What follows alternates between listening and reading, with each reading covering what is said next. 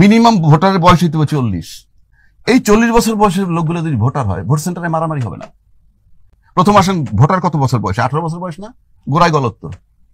18 বছর বয়সের যে ছেলেটা ভোটার, আপনার ছেলের বয়স 18, আপনার মেয়ের বয়স 18, তাহলে কি করেন আপনি? বাসায় স্কুলে যা পড়তে বলে না বলে থাপ্পড়, মেয়েটারে কলেজে নিয়ে যান, নিয়ে আসেন নাকি? এই তো।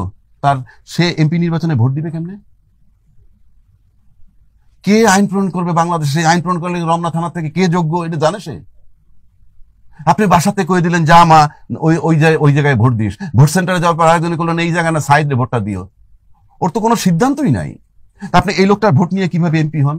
তাহলে আপনি এক্ষেত্রে আপনার পরামর্শ? আমার পরামর্শ, খাক বা না খাক, মিনিমাম ভোটারের বয়স হইতে হবে 40।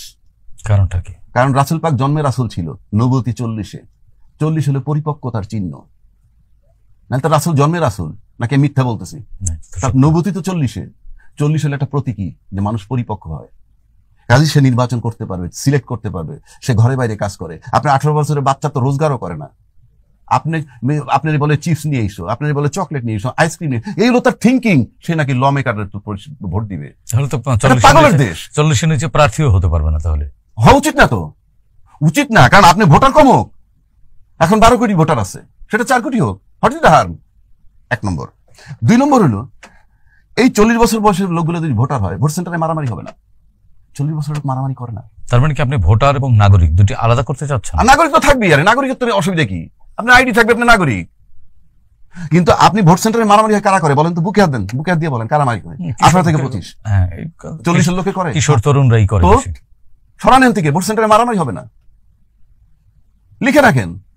আবার 25 বছর বয়সে এমপি হইতে হবে, পার্লামেন্টের সংসদে। পৃথিবীর কোথাও কেউ এই নজির নেই। হ্যাঁ, এইবার আসেন ওই উন্নত বিশ্বের কথা বলেন তো। উন্নত বিশ্বে যখন বয়স 18 তখন কি বলে? গেট লস্ট, চলে যাও, নাকি বলে না? তোমার রোজগার তুমি করবা, তোমার লেখাপড়া তুমি করবা। সে পড়ালেখা করতে হলে এডুকেশন লোন নেয়, সেটা আপনি জানেন? এডুকেশন লোন নিয়ে বলে তুমি যখন থেকে কাজ শুরু করবা তার থেকে পরবর্তী 30-40 বছরের শুধরাবা। উন্নত বিশ্ব। সে তো মাঠে নেমে 6 মাসের মধ্যে দুনিয়া দেখে ফেলে, ওরে আল্লাহ পড়তে হবে, ব্যাংকে টাকা নেওয়া লাগবে, আমার দায়িত্ব আমার, যে আমার দায়িত্ব নিতে পারে সে তো অন্যের দায়িত্ব নিতে পারে, চুজও করতে পারে। আপনার লোকে সেটা আছে?